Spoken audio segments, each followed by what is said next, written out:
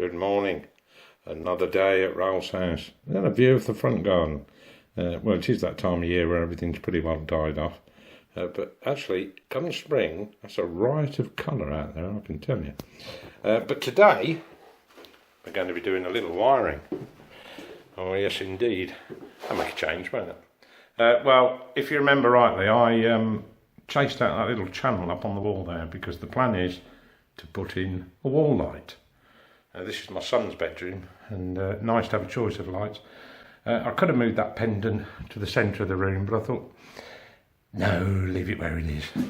And because I've got plans for that, you'll see later on. But at the moment, I need to get this wall light in. So I've got some 1.5mm cable. A lot of people use 1mm, and that's all right, I guess so. You know, we're all using LED bulbs. There's not much draw in it. But you never know. So I'm going to beef it up, stick with 1.5. And this is this sort of cable that if it catches fire, it doesn't emit toxic smoke. I forget the name of it. Anyway, I just paid slightly more for it. Not that I'm thinking of having a fire, but you know, I've got some anyway. So what I've done, I've fed that cable up into the loft. It seemed to go up there okay. Where it's come out, I don't know. But I know it's going to be against the chimney breast when I go up in the loft, because that's where the cable is, isn't it?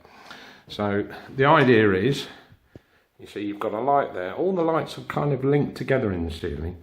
And complete amateurs tend to forget this. And they start working on the pendant light. They think, oh, I've switched it off. There's no power. Yes, there is. There's always live current in that ceiling rose. So what we've got to do, we've got to cut the power off. We have got to, where this pendant joins to the one in the next room, we've got to chop into that cable, fit a junction box, join in that cable, which is for the light, and run a new cable down to this switch, because it's a single switch at the moment.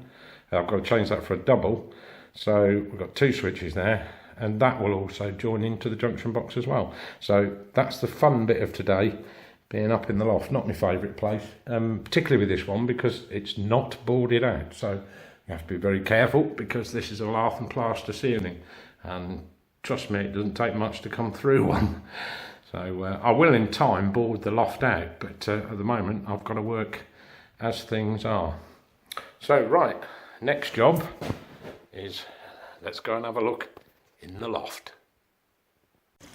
But before we do that, this is one of the jobs I do every day, and that is go and check the pond. This was my dad's pond. The netting is around there to keep the cats off during the winter, by the way. I'll come up with something more permanent after that. They've already had one fish. I'm not happy. But I've added this filter, and you can now see the bottom. You see that clay pot at the bottom? Yeah, clear anyway. This time of year the fish don't do anything, they just go dormant and lay on the bottom. I don't blame them. And you don't feed them either, not till May. But there we are, and my plastic heron, just to keep an eye on things. But that's it, right, back to the loft.